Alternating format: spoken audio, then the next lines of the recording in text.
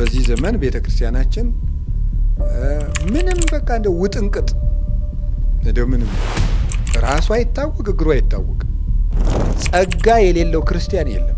ዱርዬ በሉት የሚያውደለድል በሉት ዘፋኝ በሉት ጨፋሪ በሉት መክሊቱ ተዳፍና ሊሆን ይችላል እንጂ ጸጋ የሌለው ሰው የለም። ሰው መክሊቱን ፈልጎ እንደ መክሊቱ ነው። ግን መክሊቶቻችን እንዴት እንደምናገኛቸው እነግራቸዋለሁ። እግዚአብሔር ያልጠራው ሰው ግን የለም። ሰው ክርስቶስን ሲከተል ሰይጣን ወይ በኑሯችን ወይ በሕይወታችን ይመጣል። ክርስቶስን እከተላለሁ ካላችሁ ዓለም ጉሮሯችን ላይ ነው። ወወልድ ወመንፈስ ቅዱስ አሐዱ አምላክ በስመ አብ ወወልድ ወመንፈስ ቅዱስ አሐዱ አምላክ በስመ አብ ወወልድ ወመንፈስ ቅዱስ አሐዱ አምላክ። እንደ እግዚአብሔር ቅዱስ ፈቃድ ደግሞ ዛሬ የምንማማረው የማትረፍ ጉዞ ነው የምንማማረው። ሂዶ አተረፈበት የሚል ርዕስ ይዘን እንማማራለን። የማትረፍ ጉዞ የአብይ ጾም ጉዞ ነው እየተማማርን ያለ ነው። ከዘወረደ ጀምረን የአብይ ጾም ጉዞ ብለን ጀምረናል። ምክንያቱ ደግሞ የማንኛውም ነገር መዳረሻውን አውቀው ሲጀምሩት ለመፍጠንም ለመዘግየትም መንገዱን ለይቶ ለመጓዝም እንቅፋቱን ለይቶ ላለመውደቅም ለሁሉም ነገር ጉልበት ይሆናል። ያወቁት ነገር የት ደርሳለሁ ብለው የጀመሩት ነገር ያላወቁት ጉዞ ካላወቁት ገደል ይጥላልና ተዘጋጅቶ መኖር መልካም ስለሆነ አብይ ጾም የምንጾመው ምግብ አስጠልቶን የምግብ አድማ ይዘን በምግብ ላይ ተነሳስተን ወይም ደግሞ ምግብ ኃጢአት ስለሆነ ወይም 50 ቀን ለመራብ አቅደን አይደለም። የምንጾምበት ነገር ዓላማ አለው እና አሁን እየመጣን አብይ ጾም ጉዞ ነው፣ የት እንደርሳለን ነው ጥያቄያችን። በዘንድሮ አብይ ጾም እየተማማር ነው ያለውና በአብይ ጾም የት ለመድረስ ነው የምንጾመው ብለን ነው። ክርስትና እንዳጠቃላይ የጉዞ ሃይማኖት ነው ብለን ባለፈው ተነጋግረናል። ጉዞ ነው።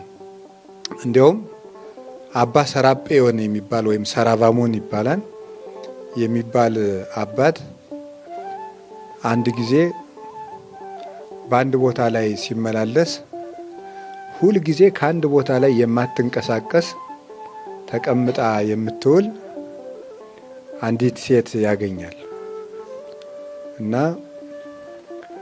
አንቺ እንዲያው ግን ሁል ጊዜ እዚህ ተቀምጠሽ አይሻለሁ አትንቀሳቀሽም እንዲህ አላት።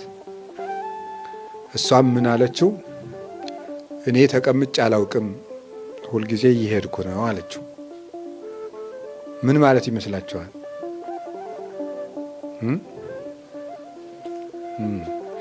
ተቀምጣ ነው የምትውለው፣ አትንቀሳቀስም፣ ከአንድ ቦታ አትነሳም። ለሱ ግን ተቀምጬ አላውቅም አለችው። ጊዜ ስለሄደ ጊዜው ስለሄደ እሺ በልቤ እየሄድኩ ነው። እሺ ጥሩ ነው። ክርስቲያን ናት እና መናኝ ናት። የተቀመጠችው ተመስጦ ውስጥ ነው እና ወደ ክርስቶስ እየሄድኩ ነው ብላ ነው። ልክ ነው፣ ስላልገለጥኩት ነው። ክርስቲያን ናት። ሁልጊዜ ቁጭ ብላ ከክርስቶስ ጋር ነው የምታስበው። ሌላ ምንም አታስብም። ዝናብም ቢዘንም ፀሐይም ቢወጣ አትንቀሳቀስም እና አትንቀሳቀሽም ቢላት አይ እኔ እኮ ተቀምጬ አላውቅም እየሄድኩ ነው አለችው ይባላል። እና ክርስትና ወደ ክርስቶስ የሚደረዝ ጉዞ ነው። ያንን አውቀን ነው መጓዝ ያለብን እና ወደማያውቁት ሀገር መሄድ፣ በማያውቁት መኪና መሳፈር፣ ያለ ሰዓት መጓዝ፣ መንገድ ሳይለዩ መጓዝ፣ ከማን ጋር እንደሚሄዱ ሳያውቁ መጓዝ። እነዚህ ሁሉ ነገሮች ወይ መንገድ ላይ ያስቀራሉ፣ ወይ ገደል ይከታሉ፣ ወይ ጓዝ ያሰርቃሉ፣ ወይ ሕይወትን ለአደጋ አሳልፈው ይሰጣሉ እና ሕይወታችን በሙሉ ጉዞ ነው። አሁን ደግሞ ዛሬ የምናተርፍበት ጉዞ ነው። አሁን የሚገርመው ደግሞ እያንዳንዱ ሳምንት ውስጥ ጉዞ የሚል ቃል አለው። የኦሆረ ዝኩ ዘሐመሰ መካለ የነሳ ነው የሚለው 5 መክሊት የወሰደውም የተቀበለውም ሰው ሄደ ነው የሚለው። ስለዚህ ሂዶ ነው ያተረፈው እና ስለዚህ በጉዞ ነው የምንማማረው ማለት ነው። እንደዚህ ካልን እንግዲህ የዛሬው ርዕስ የትርፍ ጉዞ ነው ብለናል። እንግዲህ ክርስቲያንን ዛሬ ነጋዴ አድርገን እንውላለን ማለት ነው። ነጋዴ እንሆናለን። የምናተርፈው ምንድን ነው የሚለው እናያለን። ጌታ ይህንን ምሳሌ አስተምሯቸዋል። አንድ ሰው ነበረ ወከመ ብእሲ ዘይነግድ፣ ሩቅ አገር የሚሄድ ሰው አንድ ሰው ነበረ። ያ ሰው ወጸዋ አግብርቲሁ፣ ባሮቹን አገልጋዮቹን ጠራና ወውሃቦሙ ንዋዮ ይትገበሩ ቦቱ፣ ወጥተው ወርደው ሊያተርፉበት ገንዘቡን ሰጣቸው ይላል። ሩቅ አገር የሚሄድ ሰው አገልጋዮቹን ጠርቶ ገንዘቡን አትርፉበት ብሎ ሰጣቸው። ቦ ዘወሃቦ 5 መክሊተ፣ 5 መክሊት የሰጠው ሰው አለ። 5 መክሊት ለሰጠው ሰው 5 መክሊት አለው በቂ። ወቦ ዘወሃቦ ክልኤተ መክሊተ፣ 2 መክሊት የሰጠው ሰው አለ። 2 መክሊት ለሰጠው ሰው ደግሞ በቂ 2 መክሊት አለው ማለት ነው። ወቦ ዘወሃቦ አሐደ መክሊተ፣ 1 መክሊት የሰጠውም ደግሞ አለ። ወወሃቦሙ ለኩሎሙ በአምጣነ ይክሉ ነሲአ፣ ለሁሉም ለእያንዳንዳቸው እንደ መጠናቸው እንዳቅማቸው ገንዘቡን ሰጥቷቸው ሄደ። ወሖረ ዝኩ ዘሐምሰ መካለየ ነሣ፣ 5 መክሊት የወሰደው ሰው ወስዶ ነገደበት። ወረበሃ ካልአነ 5 መካለየ፣ ሌሎችን 5 መክሊቶችን አተረፈ። 2 መክሊት የወሰደውም እንደዚሁ 2 መክሊት አተረፈ። 1 መክሊት የወሰደው ደግሞ ምን አደረገ? ሄደና መሬቱን ቆፍሮ ጥልቅ አድርጎ ቆፍሮ ይህንን ነገር ብነግድበት ሌባ ቢቀማኝ፣ ወንበዴ ቢዘርፈኝ፣ ሰዎች ቢወስዱብኝ ከጌታዬ ጋር እጣላለሁ ብሎ መሬቱን ቆፍሮ መክሊቱን ቀበረው። ከብዙ ወራት በኋላ ወምድረ ጉንዱይ መዋይል ለነዚህ መጻ እግዚኦሙ ለሉ አግብርት ወኀዘ ይተሐሰቦሙ፣ የእነዚህ ሰዎች ጌታ ከብዙ ዘመን በኋላ መጣና ይተሳሰባቸው ጀመር። ሲተሳሰባቸው 5 መክሊት ያተረፈው ሰው መጣና 5 መክሊት ሰጠኝ አልነበረምን? አዎ ይሄው ሌላ 5 አትርፌያለሁ ብሎ አቀረበ። 2 መክሊት የወሰደውም 2 መክሊት ሰጠኝ አልነበረምን? አዎ ይሄው ሌላ 2 መክሊት አትርፌያለሁ አለ። ለሁለቱም ባሮች ጌታቸው የመለሰላቸው መልስ ተመሳሳይ ነበር። ምን የሚል ነው? አንተ በጎ ታማኝ አገልጋይ፣ በጥቂቱ ታምነሃልና ወደ ጌታህ ደስታ ግባ አለው። በጥቂቱ ታምነሃልና ኦ ገብር ኄር፣ ገብር ኄር የሚለው ስም እዚህ ነው የወጣ። በጎ አገልጋይ ማለት ነው። ኦ ገብር ኄር ወገብር ምእመን ዘበውሁድ ምእመነ ኮንከ ዲበ ብዙኅ እሰይመከ። አንተ በጎ አገልጋይ በጥቂቱ ታምነሃልና በብዙ እሾመሃለሁ። ባ ውስተ ፍስሐሁ ለእግዚእከ፣ ወደ ጌታህ ደስታ ግባ አለው። 5 የወሰደውም እንደዚሁ፣ 2 የወሰደውም እንደዚሁ አደረገ። 1 የወሰደው ሰው መጥቶ ቀርቦ ምን አለ? እኔ ግን መክሊትህን ወስጄ ቀብሬዋለሁ አለ። ለምን ቀበርከው? አእምር ከመ በብሲ ድሩክ፣ አንተ ጨካኝ ሰው እንደሆንክ አውቃለሁ።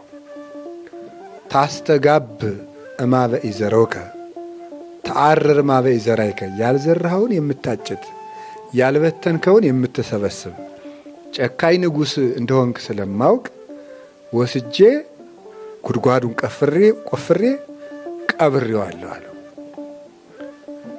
ኦ ገብረ ሐካይ፣ አንተ ክፉ ባሪያ፣ ተአምረኒኑ ከመ ብእሲ ድሩክ አነ፣ እኔ ጨካኝ ንጉሥ መሆኔን ታውቃለህ? ካወክ ታዲያ ለምንት እያግባይ ከወርቄ ውስተ ማይዴ፣ ለምንድን ነው ወርቄን ወደ ሳጥኑ ያልመለስክልኝ? ዋነ ማስተገበርክዎ፣ እኔም ወጥተው ወርደው ለሚሰሩ ሰዎች ሰጥቼ ባሰራሁት ነበረ። የሚመልሰው አጣ። ለባሮቹ ለአገልጋዮቹ ማለት ነው ምን አላቸው? በሉ የዚህን ሰው 1 መክሊት ወስዳችሁ 10 መክሊት ላለው ሰው ጨምሩለት። እስመ ለዘቦ ይሁብዎ፣ ላለው ይጨመረዋል። ወለዘሰ አልቦ እመኒቦ ይሃይድዎ፣ የሌለውን ሰው ግን ያን ያለችውን አንዲቱን ይወስዱበታል። ይህንን ባሪያ እጁን እግሩን አስራችሁ ደይዎ ውስተ ጸናፌ ጽልበት ሀባሎ ብካይ ውሃ ቀየስነን፣ ጥርስ ስቅስቃትና ማፋጨት ልቅሶ ጽኑ ልቅሶ ካለበት ወደ ጽኑ ጨለማ እጁን እግሩን አስራችሁ ጣሉት አለው። አሰሩት ይላል። ስለ ቃሉ እግዚአብሔር ይመስገን። እኛን ከዚህ ክፉ ነገር ያድነን። እንግዲህ እንደዚህ ከሆነ ትርጉሙን ነው የምንናገር። ጌታ እንግዲህ በምሳሌ አስተምሯል።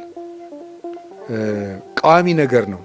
ልቡናችሁን አንቅታችሁ ስሙ። እንግዲህ የጌታችን የኢየሱስ ክርስቶስ ዜና ነውና እና እሱ ለደቀ መዛሙርቱ የሚረባ የሚበጅ ነገር ነው የተናገረ፣ ነፍሳችን የሚጠቅማትን ነገር። የዚህ ትርጉም የጌታችን የኢየሱስ ክርስቶስ መልእክት ነው።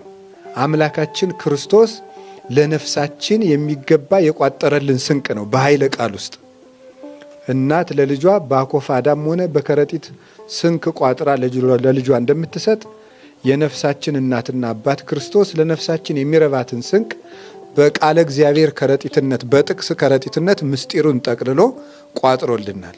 ያንን ፈልቅቀን መመገብ ደግሞ የእኛ ድርሻ ይሆናል። እንዲህ አይሆን እንደሆነ ነፍሳችን ረሃቧ ሲወገድላት ጉልበት ኃይል እየነሳች በአጋንንትና በፈቃዷ ላይ እየሰለጠነች ትሄዳለች። እሺ፣ ሩቅ አገር የሄደው ሰው ማን ነው? ይሄ ጌታ ነው። ባለጸጋው ጌታ ነው። ባለ ሀብት መባሉም እግዚአ ሰማያት ወምድር ነውና ይላል ቅዱስ ጎርጎርዮስ። ሀብት ያለው ሰው የተባለ ክርስቶስ ነው። ሀብታም የተባለበት ምክንያት እርሱ የሰማይና የምድር ጌታ ስለሆነ ነው። እያንዳንዷን ኃይለ ቃል በጥንቃቄ ተሰሟታላችሁ። ነገ ለነፍሳችሁ ስንቅ ትሆናለች። ለወንድሞቻችን ለእህቶቻችን ምን ተርፈዋልንና የሰማይና የምድር ባለቤት ነው እሱ። እዚያው ላይ አንድ የምንረዳው ነገር አለ። ይህ ሰው ሀብታም ነው። ከመስጠቱ የሚጠቀመው ነገር የለም። ያ ማለት እነሱ ለራሳቸው አትርፈው እንዲጠቀሙበት ነው እንጂ። ይሄ ማለት ምን ማለት ነው? ጌታ ከኛ አገልግሎት የሚፈልገው ነገር የለም፣ እኛ እንጠቀም ዘንድ ነው እንጂ። አሁን ወደፊት የምንዘረዝራቸውን አገልግሎቶች ሁሉ ጌታ ለሰው ልጆች የሰጠበት ምክንያት ሰው እንዲጠቀም ነው እንጂ ሰው ከሚያደርገው ነገር ለጌታ አንድም ጥቅም የለውም። አናመሰግነው ነገር ባህሪው ምስጉን ነው። ብናመሰግነው ለሱ ምስጋናው የሚረባው የሚጠቅመው ነገር የለም። አንሰጠው ነገር ምን ቸግሮት? የማያበድሩት ባለጸጋ ነው። ደግሞ እንስጠውስ ብንል የማንን ነው የምንሰጠው? የራሱ ነው። ሁሉ ነገር የሰጠን እሱ ነው። ስለዚህ አንረዳው አይቸግር፣ አናስተምረው ጥበብ ራሱ ጥበብ ነው እና ለኛ ብሎ እንዳደረገው እንድናውቅ ነው። በምናገለግለው አገልግሎት የእግዚአብሔር ባለውለታዎች አይደለንም። እንደ ጌታ ሆይ እንዲያረኩልህ እንደው ብታስበኝ ምን አለ ማለት የለብንም። የምናደርገው ሩጫ ሁሉ የራሳችን ነው። ለእግዚአብሔር አንድም ነገር የምናደርገው ውለታ የለም። አንዱ እሱ ነው የምንማረው። ሰው ገብረ እግዚአብሔር በመሆኑ ገብረ እግዚአብሔር ማለት የእግዚአብሔር አገልጋይ ማለት ነው እንጂ ገብረ እግዚአብሔር በክርስትና ስም እነ ገብረ እግዚአብሔርን እየጠራው አይደለም። ሰው ገብረ እግዚአብሔር በመሆኑ የእግዚአብሔር አገልጋይ በመሆኑ የሚጠቀም ራሱ ነው እንጂ ለእግዚአብሔር አንጠቅምም።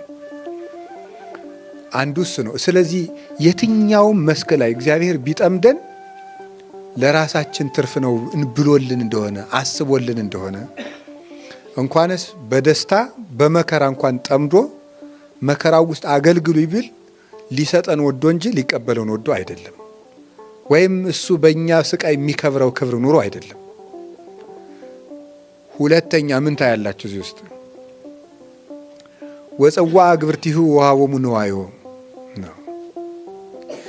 የተሰጠነው ጸጋ ሁሉ ሁለት ነገር ታስተውላላችሁ እዚህ ላይ። መቷን እያጠራ ለመሄድ ነው። ባሮቹን ጠራቸው፣ ገንዘቡን ሰጣቸው። አሁን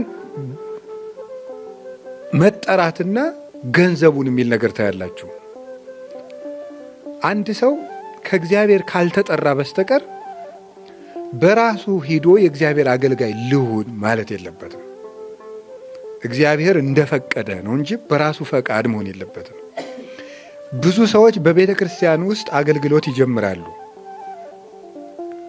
ግን ዕፀ ከንቱ የምትባል አረም አለች አይደለም? ታውቋታላችሁ? ያው ደቀ መዛሙርት ያውቋታል። ጉባኤ ቤት ላይ 10 ጊዜ ነው የምትባለው። ዕፀ ከንቱ ጠዋት ትበቅላለች፣ 3 ሰዓት ታብባለች፣ 6 ሰዓት ታፈራለች፣ 9 ሰዓት ትደርቃለች፣ 11 ሰዓት ኳኳርኳ ብላ ልም ብላ መጥፋት። የአንድ ቀን ናት ማለት ነው። እና እምቅድመ አስተርእዮቱ ህልፈቱ ይላሉ አባቶቻችን። የዚህ ዓለም ነገር ከመታየቱ መጥፋቱ ይቀድማል ይላሉ። እና ብዙ ታይቶ የሚጠፋ አለ፣ አገልግሎት ጀምሮ የሚጠፋ ወይም የጀመረው ነገር የሚከሽፍበት። ለምንድን ነው ስትሉኝ፣ እንደ እግዚአብሔር ጥሪ ሳይሆን እንደ ራሳቸው ፈቃድ አገልግሎቱን ስለሚያስኬዱት ነው። እንደ እግዚአብሔር ፈቃድ ሳይሆን እንደ ራሳችን ፈቃድ። በጣም አደገኛ ነገር ነው። በዓል እናከብራለን፣ ስንቱ ይዘረዘራል። በዓል እናከብራለን፣ ጉዞ እንጓዛለን፣ ገዳማት እንሳለማለን፣ ጉባኤ ይዘጋጃል፣ ታቦት ይወጣል። ይሄ ሁሉ እግዚአብሔር እንደሚወደው አድርገን ያደረግነው ራሳችን ደስ እንዲለን አድርገን ነው። መሰረታዊ ነገሩ እሱ ነው። ራሳችን እንደምንፈልገው የእኛን ስሜት ስንጨምርበት እግዚአብሔር ከዚያ በዓል ይወጣል። ከጉዟችንም ከያካሄዳችን እኛ እንደሚመቸን ስናደርገው፣ እንደዛ ስናደርገው ወይ የግላችን ስሜት ማንጸባረቂያ ወይም የሆኑ ሰዎች ደስ እንዲላቸው ብለን ስናደርገው እግዚአብሔር ተለይቶን ቁጭ ይላል። ስለዚህ እንደተጣ ኩሉኬ ዘከመ ተጸውዐ ለይሃሉ ቅዱስ ጳውሎስ ያለው ሁሉ በተጠራበት አጠራር ጸንቶ ይኑር ይላል። በተጠራበት ያለ ድርሻችንም መግባት የለብንም፣ ያለ አገልግሎታችን። አሁን በዚህ ዘመን ቤተ ክርስቲያናችን ምንም በቃ እንደ ውጥንቅጥ እንደው ምንም በቃ ራሱ አይታወቅ እግሩ አይታወቅ። ይሄ ዝም ብሎ እንደው ምንድነው በዚህ በገጠሩ አንዲት ሴት ብዙ ልጆች ቶሎ ቶሎ ስትወልድ እግር በራስ አረገችው ይባላል። ምን ማለት ይመስላችኋል? እግር በራስ ማለት ልጆቹ ከመብዛታቸው የተነሳ እንዲሁ ስገምት ነው። ግን ከመብዛታቸው የተነሳ አንዱ ወደ ታች ዙሮ ይተኛል፣ አንዱ ወደ ላይ ዙሮ ይተኛል። ምን በቃ ድብልቅልቅ የሆነ ነው ማለት ነው አኗኗራቸው የልጆቹ። እና እንደዚያ እግር በራስ ይሆናል ሁሉ ነገር። እንደተጠራ ሰው መክሊቱን ፈልጎ እንደ መክሊቱ ነው መኖር ያለበት። አዎ መቀደስ የሚያምርብህ ከሆነ ቀድስ፣ መስበክ ከሆነ የሚችለው ስበክ፣ መምከር የምትችል ከሆነ ደግሞ ምከር።